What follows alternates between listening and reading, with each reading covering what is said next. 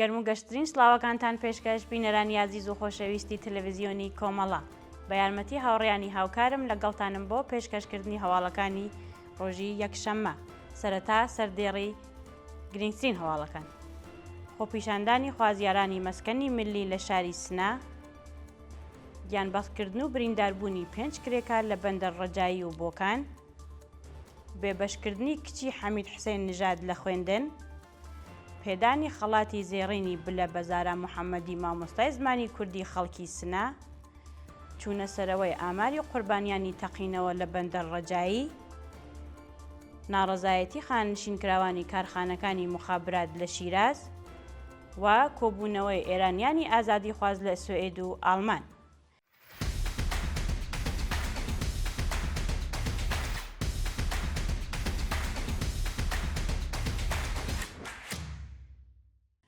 خۆپیشاندانی خوازیارانی مەسکەنی ملی لە شاری سنا بەپێی هەواڵی گەیشت و ڕۆژی شەممە 6 گوڵانی 1404 خوازیارانی مەسکەنی ملی شاری سنا لە بەردەم شارەداریدا کۆبوونەتەوە و دژایەتی خۆیان لەگەڵ گەندەری ئەنوەر ڕەشیدی شارەداری ئەو شارە نیشان داوە.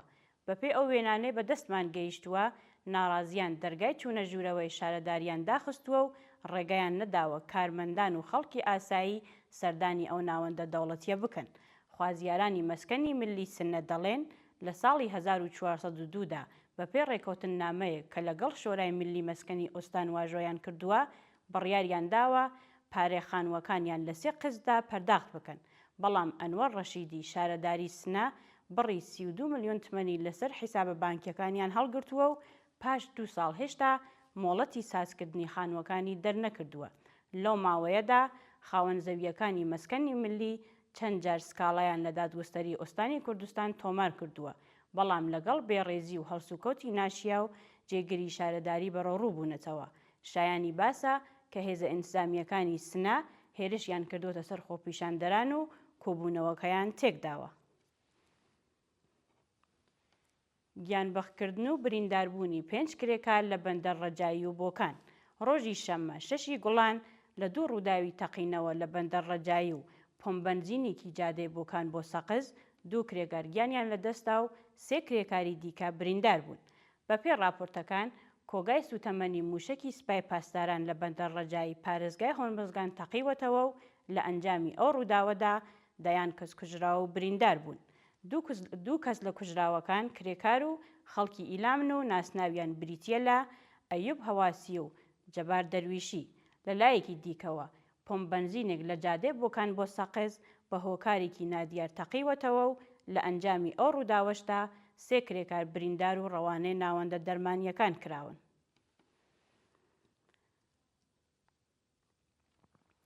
بێبەشکردنی کچی حەمید حوسێن نژاد لە خوێندن. بە وتەی سەرچاوەکانی هەواڵ، ڕووناهی کچی گەورەی حەمید حوسێن نژاد حەیدەرانلو بەندکراوی ئیعدام کراو لەلایەن بەرپرسانی مەدرسەوە لە درێژەدان بە خوێندن بێبەش کراوە. ڕۆژی 1 گوڵانی 1404 حەمید حوسێن نژاد حەیدەرانلو بە ناڕەوا لە سێدارە درا. لەو ماوەیەدا بنەماڵەی ئەو گیانبەخت کردووە چەند جار داوای تەرمی ڕۆڵەکەیان کردووە، بەڵام لەلایەن ئەدارەی ئیتلاعاتەوە هەڕەشەیان لێکراوە. لە ڕۆژانی ڕابردووشدا ئاموزش و پەروەرشی ئۆستانی ئازەربایجانی غەربی لە کردەوەیەکی قیزەوەندا ڕووناهی کچی ئەو گیانبەخت کردووەی لە قوتابخانە دەرکردووە و ئەو بابەتە کاردانەوەی بەرینی کۆمەڵگای بەدوای خۆیدا هێناوە. کوژرانی موعەلمێکی خانەنشینکراو لە کرماشان. ڕۆژی هەینی 5 گوڵان خانەنشینکراوێکی فەرهەنگی شاری کرماشان بە ناوی حاتەم حاتەمی مقەدەم لەلایەن وەستاکارێکی کەلوپەلی نێوماڵ بە چەقۆ کوژرا و کچەکەی بریندار کرا. بەپێی زانیاریەکان، وەستاکارێکی کەلوپەلی ناوماڵ کە لەلایەن حاتەم حاتەمی بانگهێشکرا بوو، تەماحی لە زێڕ و ئاڵتوونی کچی ئەو موعەلمە کردووە و هێرشی کردووەتە سەریان. لە ئەنجامی ئەو هێرشەدا حاتەم بە زەبری چەقۆ کوژراوە و کچەکەی بە سەختی بریندار و ڕەوانەی ناوەندە دەرمانیەکان کراوە. جێگای ئاماژەیە کە تاوانبار هەڵهاتووە و گەڕان بەدوایدا بەردەوامە. پێدانی خەڵاتی زێڕینی بلە بە زارا محەممەدی مامۆستای زمانی کوردی خەڵکی سنا. زارا محەممەدی مامۆستای زمانی کوردی لە ڕۆژهەڵاتی کوردستان و زیندانی سیاسی پێشوو لەلایەن بەڕێوەبەرانی فستیڤاڵی بلە خەڵاتی زێڕینی پێدرا.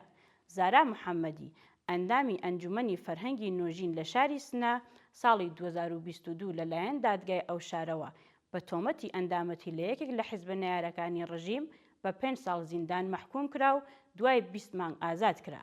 بەرپرسانی زیندان پێشتر مەرجی ئازادکردنی ئەو چالاکە مەدەنیان واژۆکردنی بەڵێننامە و لێبوردن ڕاگەیاندبوو. بەڵام ناوبرا وتبووی کە بە هیچ شێوەیەک داوای لێبوردن ناکاتە و ئەم جۆرە خوازیاریەشی پێقەبوڵ ناکرێت. زارا محەممەدی لە دوای نوتەکانی لە بەردەم دادگای سنەدا ڕاگەیاندبوو کە قوڕ بەسەر ئەو دژمنەی هیوای بە بەندیخانەیە ئەو کەسێک کە زیندانی دەکرێت بیر و باوەڕەکانی بەهێزتر دەبێت. چوونە سەرەوەی ئاماری و قوربانیانی تەقینەوە لە بەندەرڕەجایی. بەپێی دوایین ئامارە ویدیاکانی کۆماری ئیسلامی ڕێژەی گیانبەخکردوانی تەقینەوە لە کۆگای بەندەرڕەجایی بۆ 18 کەس بەرز بۆتەوە و ئاماری بریندارەکان سنووری 800 کەسی تێپەڕاندووە. نیوەڕۆی ڕۆژی شەمە تەقینەوە لە کۆگای سوتەمەنی موشکی سوپای پاسداران لە بەندەرڕەجایی هورمزگان ڕوویدا و هێشتا ئاگرەکەی کۆنتڕۆڵ نەکراوە. بەرپرسانی ئوستانی هورمزگان بڕیاری داخرانی هەموو ناوەندەکانی پەروەردە و ئێدارە دەوڵەتیەکانیان دەرکردووە و داوایان لە خەڵک کردووە بەهۆی بڵاوبوونەوەی مادەی کیمیایی مەترسیدار دەمامک و جلی ئەستور بەکاربێنن. بە وتەی وەزیری کیشوەری ڕژیم هێشتا هۆکاری ئەو تەقینەوە ڕوون نەکراوە و پاش کۆنتڕۆڵکردنی ئاگرەکە لێکدانەوەکانیان دەست پێ دەکات. ناڕزایەتی خانشینکراوانی کارخانەکانی مخابرات لە شیراز. ڕۆژی شەممە 6 گوڵان کرێکارانی خانشینکراو لە کارخانەکانی مخابراتی شیراز دژ بە نەدانی داخوازیەکانیان ناڕزایەتیان دەربڕی.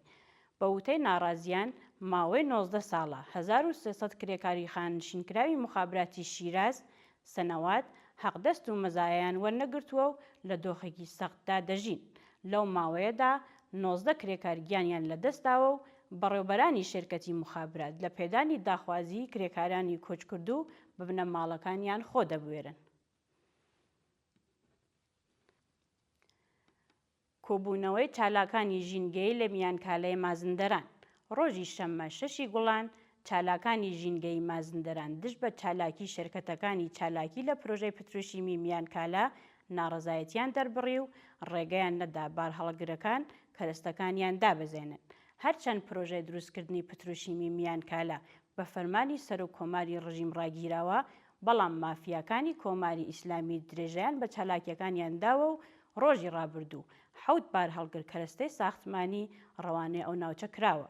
دەستپێکردنی دووبارەی پرۆژەی پتروشیمی میانکالە بۆتە هۆی ناڕزایەتی دانیشتوانی ناوچەکە و چالاکانی ژینگەی بەداخستنی جادا ڕێگەیان لە هاتوچی بارهەڵگەڵەکان گرتووە. دەست بەسەرکردنی 19 هاوڵاتی بەلووژ لە زاهدان و دلێگان.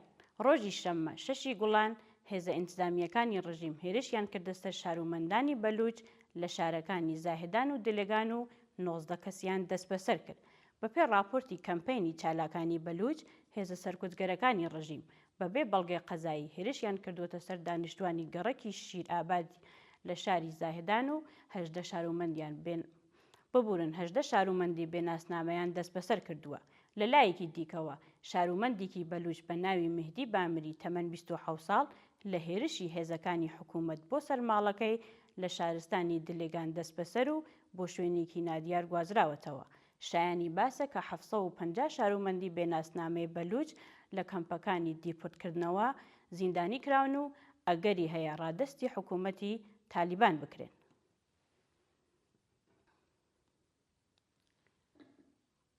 بڵاوکردنی بەرهەمی شۆڕشگێڕانە لەلایەن چەند بنەماڵەی دادخواز و دانیال مقەدەم. دانیال مقەدەم هونەرمەندی ئازادیخوازی خەڵکی تاران هاوڕێ لەگەڵ چەند بنەماڵی دادخوازی شۆڕشی ژینە سرودێکی شۆڕشگێڕانەی بەرهەم هێناوە و لە تۆڕە کۆمەڵایەتیەکان بڵاوی کردووەتەوە. بە پێی زانیاریەکان دانیال مقەدەم بە هاوکاری بنەماڵەکانی مەتین نادرخانی، نیما نووری، حسێن نادربەیگی و کۆمەڵێک لە بریندارانی شۆڕشی ژینە سرودێکی شۆڕشگێڕانەی لەژێر ناوی هێڵی پێشەوە بەرهەم هێنا و هاوردووە و لە تۆڕە کۆمەڵایەتیەکاندا بڵاوی کردووەتەوە. دانیال مقەدەم لە سەردەمی شۆڕشی ژینەش سرودێکی دیکەی بڵاو کردبوو، بەڵام لەلایەن دەستگای قەزای ڕژیمەوە بە تۆمەتەکانی تەبلیغ دژی نیزام و هەوڵی تێکدانی ئەمنیەتی وڵات بە زیندان 2 ساڵ قەدەغەی چوونە دەرەوە لە وڵات و قەدەغەی چالاکی لە تۆڕە کۆمەڵایەتیەکان مەحکوم کرابوو. ئەو هونەرمەندە ئازادی خوازە دواتر بە پێبەندی ئەلکترۆنیەوە لە زیندان ئازاد کراوە و لە ڕۆژانی ڕابردوودا بە هاوکاری بنەماڵە دادخوازەکانی شۆڕشی ژینە بەرهەمێکی تازەی پێشکەش بە خەڵکی ئازادی خوازی ئێران کردووە. مانگرتن لە خواردنی حوران نیکبەخت لە زیندانی ئێڤین. حوران نیکبەخت بانکراوی سیاسی ڕاگیراو لە زیندانی ئێڤین دژ بە چوونەسەرەوەی ئاماری ئەعدامەکان لە ئێران مانی لە خواردن گرتووە. حوران نیکبەخت لە پەیامێکدا ڕایگەیاند دژ بە ئەعدامی بەندکراوان و بێدەنگی کۆمەڵگای جیهانی لە ئاست جنایەتەکانی کۆماری ئیسلامی لە خواردن مان دەگرێت. ناوبراو جەختی کردووەتەوە کە مانگرتنەکەی درێژە ماوە دەبێت و ئەگەر لەو ڕێگایشەوە گیانی لەدەست بدات تا هەڵوەشانەوەی سزای سێدارە درێژە بە مانگرتن ئەدات. حورا لە کۆتایی پەیامەکەی داوتی ڕێگە بە دەستێوەردانی بەرپرسانی زیندان نادات و داوا لە خەڵکی ئێران دەکات لە بەرامبەر تۆڵەسەندنەوەی دەستگای قەزاییدا بێدەنگ نەمێنن. کۆبوونەوەی ئێرانیانی ئازادی خواز لە سوئێد و ئەڵمان. ڕۆژی شەممە 6 گوڵان کۆمەڵێک لە ئێرانیانی ئازادی خواز لە وڵاتەکانی سوئێد و ئەڵمان دژ بە کۆماری ئیسلامی خۆپیشاندانیان کرد و خوازیاری هەڵوەشانەوەی سزای سێدارە بوون. بەپێی راپۆرتەکان ئێرانیانی ئازادی خواز لە شارەکانی فرانکفۆرت، هامبورگ و گۆتنبیرگ بەوە دەستەوەگرتنی وێنەی حەمید حسەین نژاد حەیدەرانلو و بەندکراوانی مەحکوم بە ئیعدام دژ بە کۆماری ئیسلامی دروشمیان بەرز کردەوە و خوازیاری هەڵوەشانەوەی سزای سێدارە و ئازادی هەموو بەندکراوانی سیاسی بوون. خۆپیژهەندانی خوێندکاران و کرێکاران لە ئانکارای تورکیا. خوێندکارانی زانکۆ و کرێکارانی شاری ئانکارا لە تورکیا ڕۆژی شەممە 6 گوڵان دژ بە سەرکوتگەریەکانی دەوڵەتی ئەردوغان ڕژان لەسەر شەقام و خۆپیشاندانیان کرد. ڕۆژی ڕابردوو چەند خوێندکاری ناڕازی لە شاری ئانکارا لەلایەن پلیسی تورکیاوە بە توندوتیژیەوە دەستبەسەر و ڕەوانەی زیندان کراون. زیندانکردنی خۆپیشاندەران ڕانڕزایەتی خوێندکارانی مانگرتووی زانکۆی ئانکارا و کرێکارانی ئەو شارەی لێکەوتەوە و ناڕازیان بە وتنەوەی دروشم دژ بە حکوومەتی ئەردوغان خوازیاری کۆتایی هێنان بە سەرکوت و ئازادی هەموو بەندکراوانی سیاسی بوون. دوایین هەواڵمان سەبارەتە بە ڕێپێوانی گەورەی خەڵکی غەزا دژ بە حەماس. ڕۆژی شەممە 6 گوڵان هەزاران شارومەندی فەلەستینی دانیشتووی کەرتی غەزا دژ بە گروپی حەماس خۆپیشاندانیان کرد و خوازیاری کۆتایی هێنان بە شەڕ بوون. بەپێی راپۆرتی BBC خۆپیشاندەرانی فەلەستینی دروشمی حەماس بڕۆدەرەوەیان بەرز کردووەتەوە و ڕوو لە کۆمەڵگای جیهانی وتویانە حەماس زبڵدانێکە پڕ لە گەندەڵی و جەنایەت.